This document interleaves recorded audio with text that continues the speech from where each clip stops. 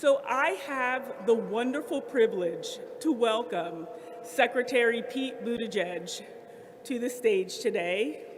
As Secretary, he has worked to build a world-leading transportation system with a focus on safety, jobs, equity, climate, innovation, and organizational excellence. He supported the development, passage, and now delivery of President Biden's signature bipartisan infrastructure law. He has also focused on interventions to support American supply chains, launched a comprehensive national roadway safety strategy, and awarded billions of dollars in discretionary funding to enhance transportation through thousands of projects across America. I know firsthand that the Secretary recognizes the value of providing direct hands-on technical support for transportation projects to communities that need it the most. We are deeply appreciative of all the incredible work he has helped build, shaping the future of communities across the country. Without further ado, I'd like to welcome Secretary Pete Buttigieg to the stage.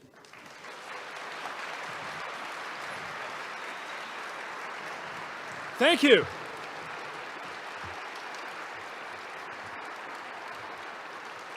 Good afternoon, and welcome to the Department of Transportation's headquarters.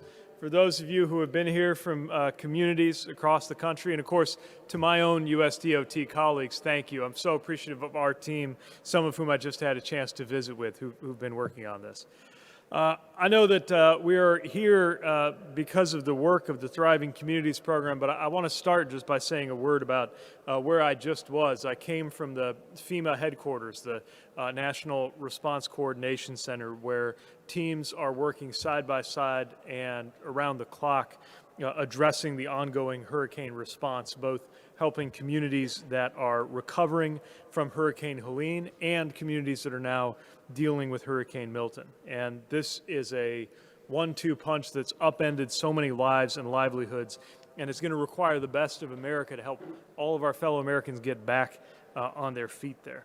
You should know that President Biden and Vice President Harris are directing an enormous response right now that has thousands of federal personnel from Virginia through to Florida on the ground to help with recovery efforts, both with regard to Helene and Milton. Millions of liters of water, millions of meals have been delivered. FEMA is helping families and households apply for assistance and connecting them with additional state, local, federal, and voluntary agency resources. And the administration, as President Biden and the Vice President have promised, is going to be there to support these communities for as long as it takes. And I think that that is a fitting thing to have in mind as we gather here. Because, of course, supporting communities, staying with them, working across different traditional boundaries, both within the federal org chart and between local, state, nonprofit, and federal organizations is, of course, exactly what Thriving Communities is about. It's exactly why I am so proud of this program and such a big fan of it. The concept, as you know, is working side by side, hand in hand with communities to help unlock the resources that came about through this historic infrastructure law and make connections that otherwise wouldn't happen without direct technical assistance. And as Hurricanes Helene and Milton leave behind that trail of destruction, we know there's even more communities that are going to need the support of our new program. And we know that many of the communities in our Thriving Communities family are among those that were directly impacted. So I'm pleased today to be able to announce that we are directing $3 million from the program to help communities rebuild and recover from recent disasters. And we're hopeful this will be another measure of the support that the federal government and the administration intends for the communities that have been affected. Thanks.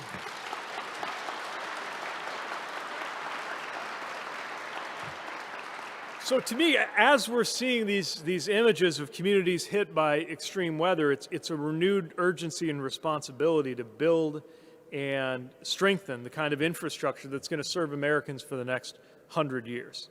And part of what is so extraordinary about this moment is, after decades of our infrastructure getting worse each passing year, because of a failure to invest.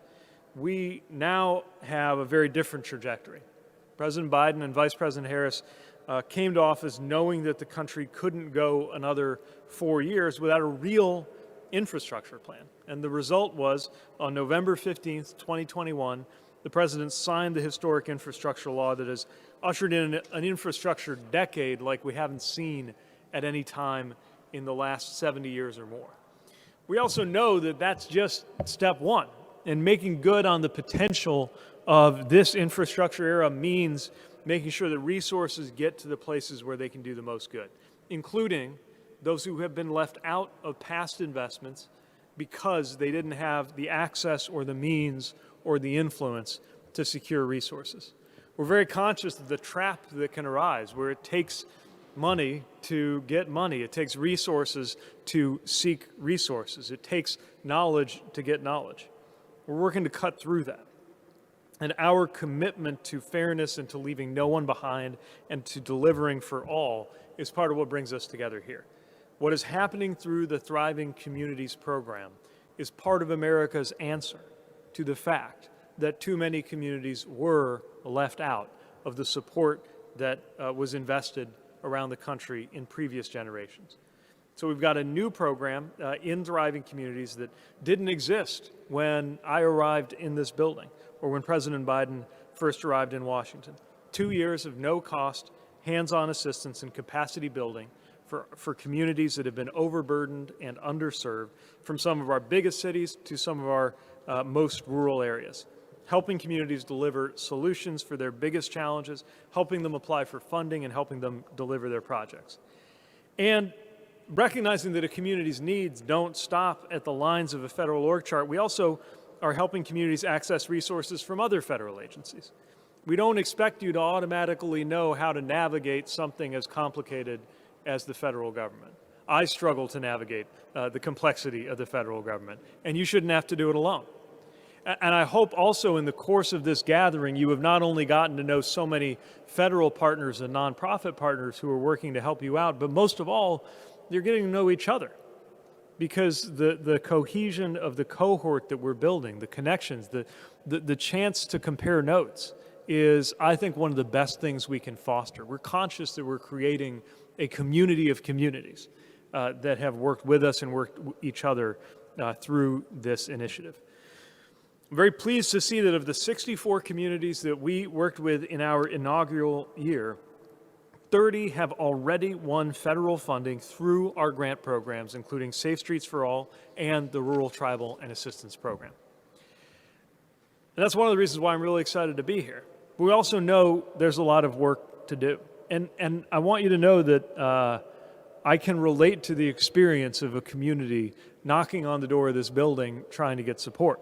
In fact, coming into this atrium always gives me flashbacks to how it felt when I first set foot in this building as the mayor of a community which had a per capita income of about $19,000 when I took office in South Bend, Indiana in 2012.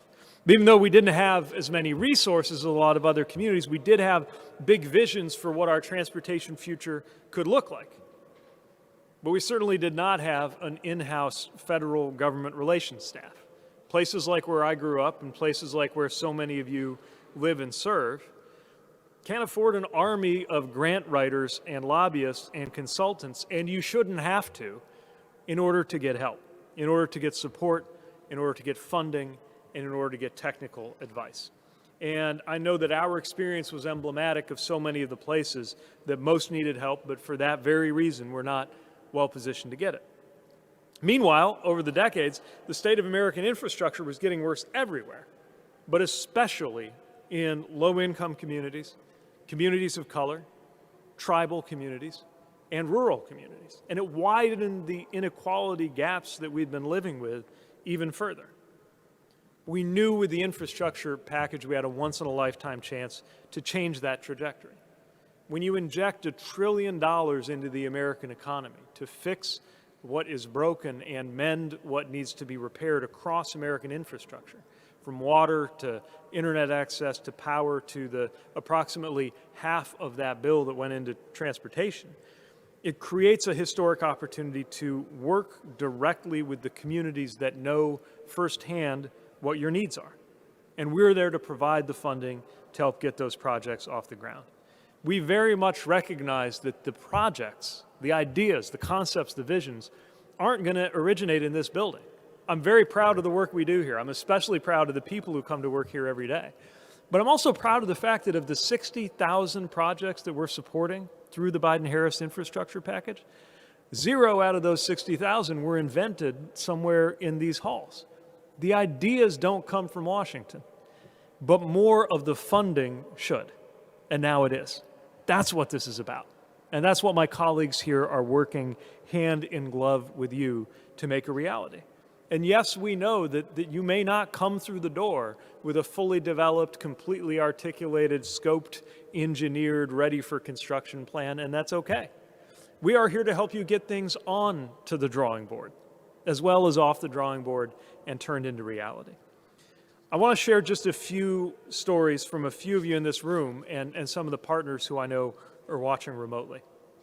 Let me start with our Reconnecting Communities program, which is doing exactly what the name suggests, reconnecting communities with locally led visions for things like capping interstates and creating green space, new transit lines, or implementing complete streets concepts in dozens and dozens of communities around the United States. I think we may have Syracuse in the building here. There you are. In Syracuse, we're helping the city and the state replace the I-81 viaduct with a series of boulevards and complete streets that are going to make it easier and safer for residents to reach jobs, businesses, and schools. Let me also lift up the work that so many of you have been doing on roadway safety. You know, as a country, we rightly are up in arms when there is an incident in commercial aviation where somebody could have gotten hurt. And yet, America has been far too tolerant of the reality that 40,000 people a year die on our roadways. It's a crisis that spares no community and one that disproportionately affects communities of color, rural communities, tribal communities, and low-income communities. So we're doing something about it, and I'm so inspired by the local visions we have been able to fund. I think we might have the Confederated Salish and Kootenai tribes with us today. There we are. It was so great to be with you out west earlier, and was honored to visit the area, the Flathead Reservation, where we are helping to add a separated pedestrian path and wildlife crossings to reduce collisions along a dangerous stretch of US 93. In York, Alabama, I don't know if York is with us remotely or in person, but we are working with the community of York with a $3 million grant to help plan and design safer crossings where the rail meets the road in a community that is practically encircled by freight rail lines that disrupt everyday life there. All of these things are going to make people safer. And we've got a long way to go, but we have now registered 9 consecutive quarters of declining roadway deaths. So we are heading in the right direction to reverse the rise in injuries and fatalities on our roads.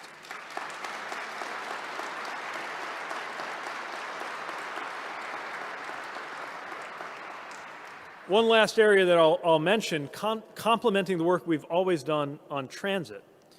We've been getting creative to support the construction of new housing. Our Thriving Communities team is working with Cleveland to develop new affordable housing next to transit stops and helped Syracuse with a $50 million housing grant through the Department of Housing and Urban Development adjacent to our new transportation project. There's more that I could rattle off, but I'll stop talking about the projects there. What I want to say is that each of those stories is evidence that a focus on fairness and a readiness to empower communities leading the way on vision with federal dollars and technical support coming out of this building is something that works. And now is a time to keep that going and not to turn back. We have awarded billions of dollars now to improve infrastructure in 550 rural and tribal communities that had never even applied for federal transportation dollars before. But we know there are hundreds, if not thousands, more communities that still need this support. 75% of our administration's clean energy investments since 2022 have been in places with incomes below the average and has created good jobs for so many people. But many of those counties also still have incomes below the median. You have shown how much can be achieved in a short amount of time.